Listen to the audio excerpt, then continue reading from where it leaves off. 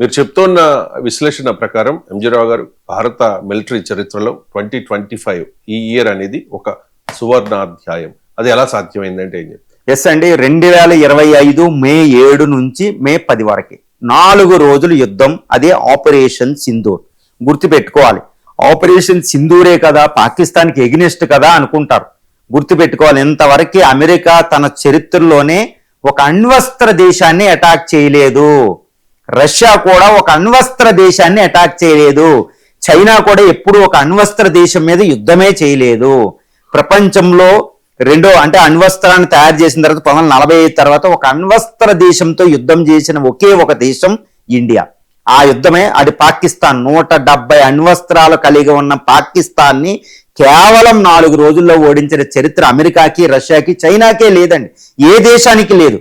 మరి ఇది 2025లో ఇది ఒక సువర్ణ అధ్యాయం కదా, గుర్తుపెట్టుకోవాలి. ఏదో డిఫెన్స్ గా అంటే 1999లో చేసిన కార్గిల్ యుద్ధం లాగా మనం డిఫెండ్ చేసుకోలేదండి, అటాక్ చేసేసాం. అఫెన్సివ్ మోడ్ అనమాట. అఫెన్సివ్ మోడ్ అంటే పహల్గామ్ తర్వాత వెళ్ళి ఎయిర్ స్ట్రైక్ చేసాం. ఎయిర్ స్ట్రైక్ అనేది పెద్ద గొప్ప ఏం కాదు. అంతకుముందు మన్మోహన్ సింగ్ పెరేలో జరిగింది, తర్వాత యూరియాలో జరిగింది, పిఓకేలో జరిగింది. కానీ ఈ ఆపరేషన్ సింధూర్ దగ్గర వాళ్ళు ఎయిర్ స్ట్రైక్ మనం చేస్తే పాకిస్తాన్ 100 యుద్ధ విమానాలు పంపిస్తే మన కూడా 100-150 యుద్ధ విమానాలు వెళ్ళి ఒక డాగ్ ఫైట్ జరిగి ఎంతో యుద్ధమే జరిగిపోయింది. ప్రపంచ స్థాయి యుద్ధం జరిగిపోయింది అక్కడ.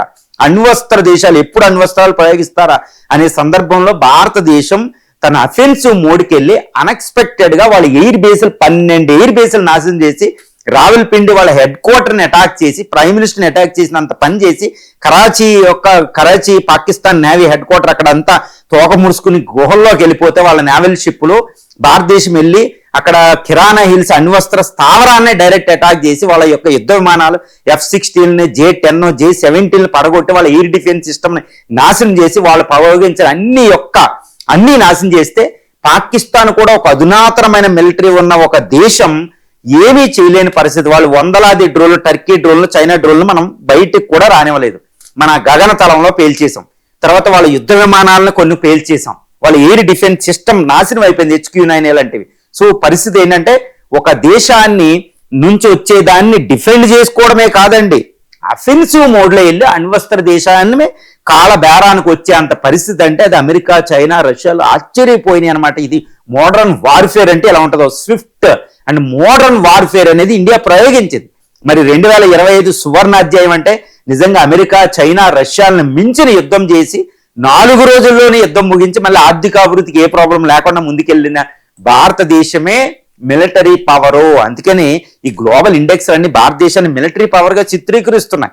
ఒకటి గుర్తుపెట్టుకోవాలి, అక్కడ రష్యా ఉక్రెయిన్ యుద్ధం జరుగుతూ ఉంటే, ఇజ్రాయెల్ ఇరాన్ యుద్ధం జరుగుతుంటే, అమెరికా సద్దాం హుసేన్ యుద్ధాలన్నీ జరుగుతూ ఉంటే భారతదేశం ఏం నేర్చుకుందంటే ఆ యుద్ధాలను అధ్యయనం చేసి మోడర్న్ యుద్ధాలు ఎలా ఉండబోతున్నాయని అధ్యయనం చేసి తయారు చేసిన ఆయుధాన్ని ఆపరేషన్ సింధూర్లో మనం వాడుకున్నాం. గుర్తుపెట్టుకోవాలి, అది స్వదేశీ వెపన్స్ ఎక్కువ ఉపయోగించాం, బ్రహ్మోస్ లాంటివి. అందువల్ల ఈ 2025 అనేది భారతదేశ మిలిటరీ చరిత్రలోనే, ప్రపంచ మిలిటరీ చరిత్రలోనే ఒక సువర్ణ అధ్యాయం అని ఈజీగా మనం చెప్పొచ్చు.